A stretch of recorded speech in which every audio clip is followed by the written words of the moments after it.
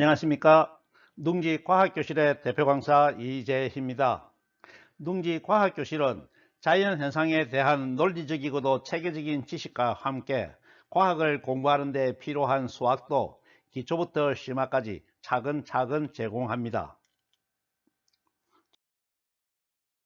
지금 직각삼각형과 관련된 도형의 성질을 집중적으로 살펴보고 있는데, 지난 시간 직각삼각형의 대각선 정리에 이어서 오늘은 직각삼각형에서 성립하는 각과 변의 관계를 표현하는 삼각비를 정의하겠습니다. 삼각비는 벡터 강의에서 한번 다룬 적이 있는데, 여기서는 논증기하에 필요한 부분만 다루고 삼각함수를 강의할 때 삼각함수에 포함하여 전체 내용을 다시 한번 더 살펴보도록 하겠습니다. 삼각비를 정의하기 전에 삼각비가 성립하는 근거를 먼저 살펴보겠습니다. 그림처럼 직각을 만드는 변이 주어져 있습니다. 여기에서 빗변을 정하면 직각삼각형이 만들어지겠지요.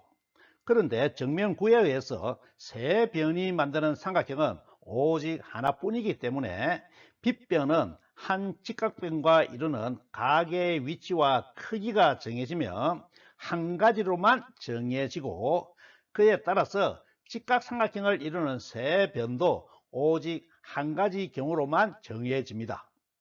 각의 위치와 크기가 변하면 빗변도 각의 변화에 대응하여서 변하겠지만, 그래도 그 경우는 오직 한 가지 경우뿐이고, 한 가지 경우뿐이라는 것은 변하지가 않습니다. 그러므로 한 각의 크기와 한 각의 위치와 크기를 앞으로 이 각을 기준각 또는 밑변각이라고 하고, 나머지 각은 높이각이라고 하겠습니다. 그러므로 기준각이 정해지면 직각삼각형의 세 변을 정할 수가 있으므로 각으로 변을 표현할 수가 있게 되죠. 각이 정해지면 변이 따라서 정해지니까요. 이해가 되나요? 기준각에 따라 삼각형의 세 변이 하나의 크기로 정해지면 이들 변 사이의 비를 표현할 수가 있는데, 이것을 삼각비라고 정의합니다. 이것이 각으로 변을 표현하는 삼각비의 근거가 됩니다. 삼각비를 직각삼각형에서 기준각에 대응하는 변의 비로 이해하면 되겠습니다. 지금부터 어떤 변의 비를 어떻게 표현하는지 살펴보도록 하겠습니다. 그림처럼 주어진 직각변 위에서 기준각 C타를 잡았을 때 밑변을 A, 기준각의 대변인 높이를 B, 그리고 빗변을 C라고 하겠습니다. 그러면 먼저 기준각 C타에 대해서 빗변에 대한 대변의 B인 C분의 B를 구할 수가 있는데, 이 B를 표현하는 기호로 SIN이라고 하고 사인이라고 읽고 기준각 앞에 표기하기로 합니다. 그러면 이 두 값은 같은 것을 표현하므로 등호를 사용하여서 연결할 수 있고, 그러면 사인 시타는 C분의 B로 표현할 수가 있습니다. 여기서 확실하게 이해해야 하는 것은 SIN이라는 영어 문자에는 특별한 의미가 없다는 것입니다. 단지 개념을 표현하는 기호일 뿐이죠. 그러므로 ABC라고 해도 되고 PQRST라고 해도 되고 심지어는 된장이라고 해도 됩니다. 이해가 되었죠? 이번에는 기준각 C타에 대해서 빗변에 대한 밑변의 B인 C분의 A를 구할 수가 있는데, 이 B를 표현하는 기호로는 COS이라고 하고 코사인이라고 읽고 기준각 앞에 표기합니다. 코사인도 두 값을 등호로 연결하면 코사인 시타는 C분의 A로 쓸 수가 있습니다. 또 기준각 시타에 대해서 두 직각변인 밑변과 높이의 B인 A분의 B를 구할 수가 있는데, 이 B를 표현하는 기호로는 TAN이라고 하고 탄젠트라고 읽고 역시 기준각 앞에 표기하기로 합니다. 탄젠트도 두 값을 등호로 연결하면 탄젠트 시타는 a분의 b로 쓸 수가 있습니다. 그런데 사인 시타를 코사인 시타로 나누어도 탄젠트 시타와 같은 값을 얻으므로 탄젠트는 코사인 시타분의 사인 시타로도 쓸 수가 있다는 것도 알아두어야 하겠습니다. 기호를 익히는 요령은 사인을 영어 필기체로 쓰면 S자가 C에서 B로 이동하므로 C분의 B가 되고, 코사인도 영어 필기체로 쓰면 C자가 C에서 A로 오는 C분의 A가 됩니다. 탄젠트도 T자를 쓰면 A에서 B로 가는 A분의 B가 됩니다. 이해가 잘 되었나요? 이렇게 구한 쌍각비는 역수의 비도 구할 수가 있는데, 지금부터 역수의 비값을 정의하겠습니다. 앞에서 정의한 쌍각비가 주어져 있습니다. 삼각비의 역수를 표현하는 기호는 삼각비의 기호 앞에 CO를 붙이고 코로 읽는 것입니다. 먼저 사인의 경우를 보면 사인 시타는 C분의 B의 역수는 B분의 C가 되는데, CO를 붙이면 코사인 시타가 됩니다. 그런데 코사인 시타는 이미 정의되어 있으므로 이미 정의되어 있는 코사인과 헷갈리지 않도록 역수의 코사인에서 SIN을 SECANT로 고쳐서 정의하고 시컨트라고 읽습니다. 그러면 사인 시타의 역수는 코시컨트 시타가 됩니다. 이름이 너무 길어서 능률이 떨어지므로 COSEC 시타로 줄여서 쓰거나 또는 더 줄이는 경우에 모음을 모두 빼고 자음만으로 CSC 시타로 표기합니다. 어떻게 표기하든 읽을 때는 코시컨트 시타라고 읽어야 합니다. 코사인 시타의 경우에 코사인 시타의 역수는 A분의 C가 되는데, SIN을 시컨트로 고치고 코를 추가하면 코코시컨트 시타가 됩니다. 이름이 길기도 하고 코코 두 개를 연속해서 붙이는 것은 어색하므로 모두 떼어버리고 시컨트만 남기기로 합니다. 그래서 코사인 시타의 역수는 SEC 시타로 쓰고 시컨트 시타라고 읽습니다. 이해가 되었죠? 탄젠트 시타의 경우엔 탄젠트 시타의 역수는 B분의 A가 되는데, CO를 붙여서 코탄젠트 시타가 됩니다. 줄여서 쓰면 COT 시타라고 쓰고 코탄젠트 시타라고 읽습니다. 또 탄젠트 시타는 코사인 시타분의 사인 시타이므로 코탄젠트 시타는 사인 시타분의 코사인 시타가 된다는 것도 이해하여야 하겠습니다. 지금까지 정의한 6가지 삼각비를 정리한 표입니다. 표의 내용을 위에서부터 밑에까지 찬찬히 한번 살펴보면서 지금까지 공부한 내용을 정리하기 바랍니다. 특히 기준각에 대한 대변 또는 높이의 변을 각으로 표현하면 B는 C 사인 시타가 되는 것을 잘 이해해야 합니다. 분모에 있는 C가 C를 이해한 것이죠. 마찬가지로 기준각에 대한 밑변을 각으로 표현하면 A는 C 코사인 시타로 표현할 수가 있고, 높이를 탄젠트로 표현하면 B는 A 탄젠트 시타가 된다는 것도 잘 이해해야 합니다. 분모를 전부 이해한 것이죠. 지금부터는 기준각을 문자수인 시타가 아니라 30도, 45도, 90도 등 특수한 각으로 주었을 때 삼각 B의 값도 구체적인 숫자로 정해지는데, 그 값을 알아보도록 하겠습니다. 먼저 30도의 경우입니다. 그림처럼 주어진 직각변에서 기준각의 크기를 30도로 잡으면 빗변이 정해지고 높이각은 60도가 됩니다.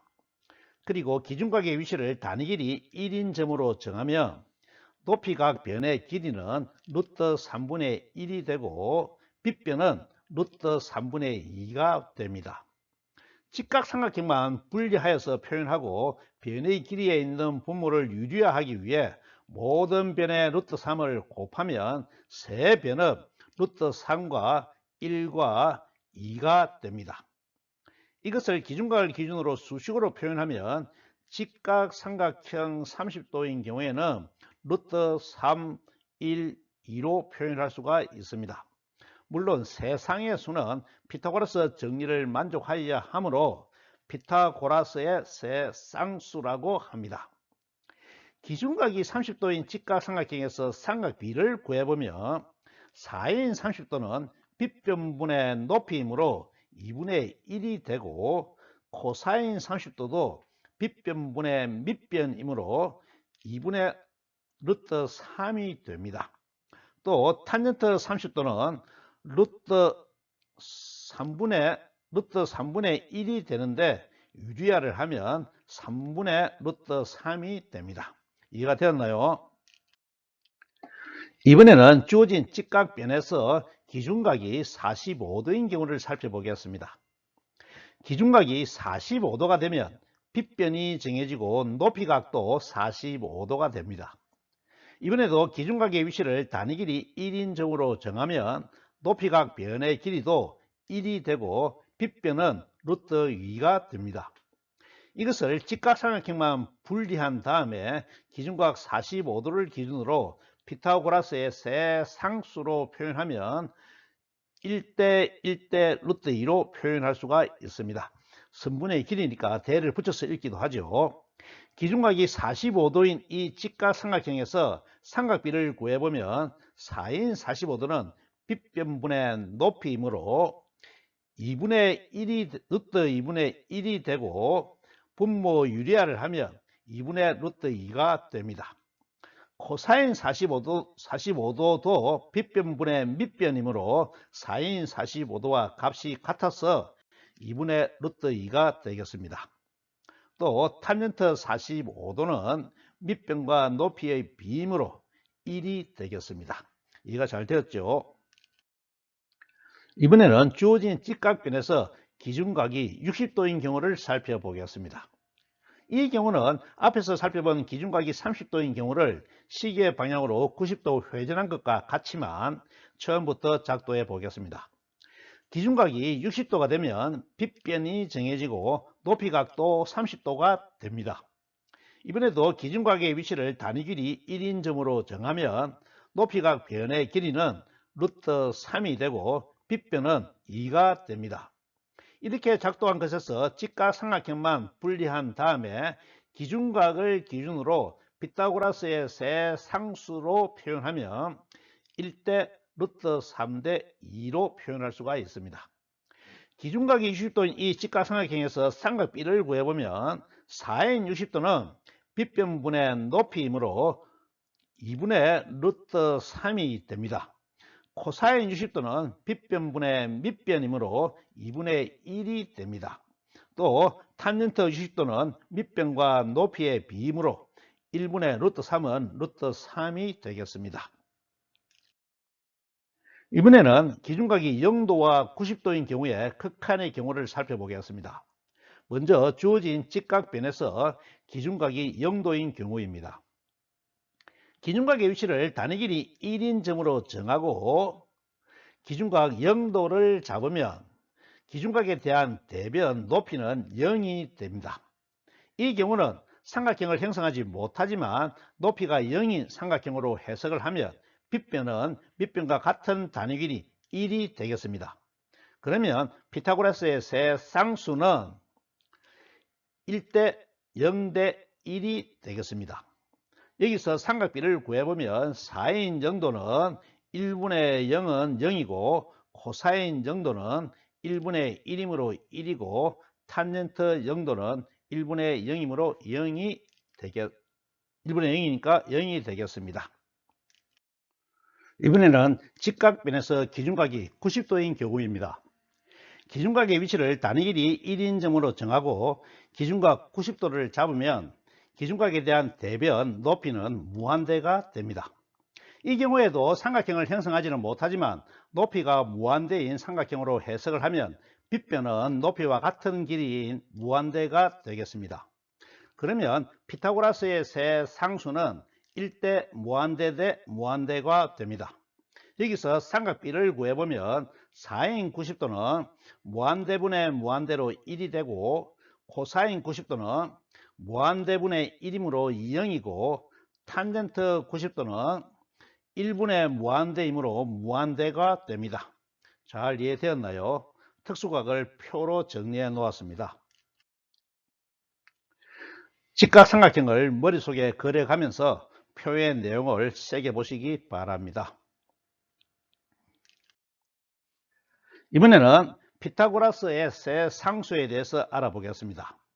선분의 길이는 실수이므로 피타고라스 세 쌍수는 무한히 많습니다.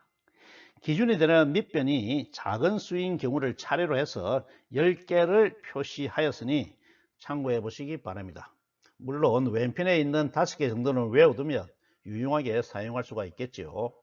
차례대로 한번 읽어 보겠습니다. 제일 작은 수가 3부터 시작하는데 3인 경우는 밑변, 높이, 빗변의 순서로 세빌의 비가 3대 4대 5입니다. 3제곱 더하기 4제곱은 5의 제곱이 되겠죠. 피타고라스 정리를 적용한 것입니다. 수가 4인 경우에는 없고 5인 경우로 넘어가면 5대 12대 13이 됩니다. 6인 경우는 6대 8대 10이 되고 7인 경우는 7대 24대 25, 8인 경우는 8대 15대 17이 됩니다. 9인 경우는 두 가지 경우가 있어서 9대 12대 15와 9대 40대 41이 있습니다. 10인 경우는 10대 24대 26이 있고 11인 경우는 11대 60대 61이 있습니다.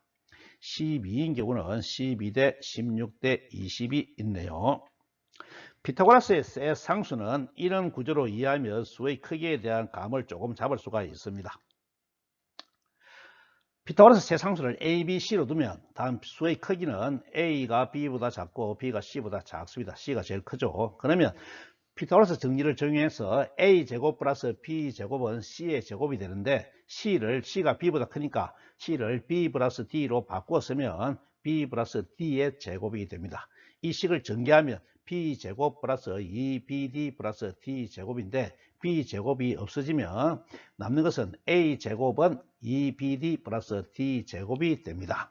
그래서 B와 C의 차이에 해당되는 D가 남아있는 A제곱의 수와 같은 수를 만들어내는 구조가 되겠죠. 예를 들어서 3대 4대 5인 경우는 3의 제곱 플러스 4의 제곱은 5가 4 플러스 1이므로 4 플러스 1의 제곱은 전개를 하면 4의 제곱은 날라가고 2 곱하기 4 곱하기 1 더하기 1의 제곱이 3의 제곱인 9가 된다는 것이죠.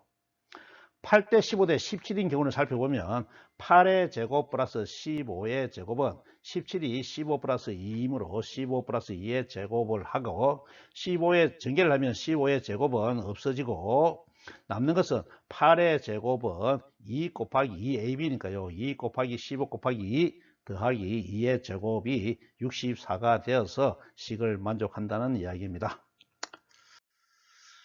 이상으로 삼각비의 정의를 마치고 다음 시간에는 삼각비 중에서 4인 삼각비의 법칙인 4인 법칙을 살펴보겠습니다.